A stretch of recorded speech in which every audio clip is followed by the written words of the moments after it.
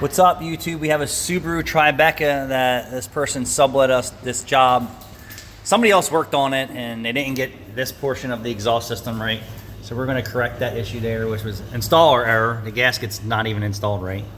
And then back here, it's very common that the flanges rot out and the Y pipes rot out. But how many people want to spend $1,500 to $1,800 for an entire new exhaust system, not including the front converters? So what we do is we'll weld a new hanger back to this pipe. We'll cut it here. We'll build a new Y section without flanges and then weld everything together, saving the customer tons of money.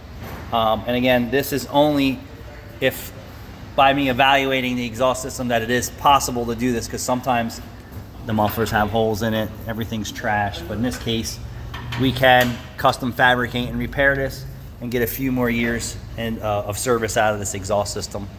Thanks for watching. Come check us out. Meineke Cinnaminson, place to go. Hit the like and subscribe button. It goes a long way.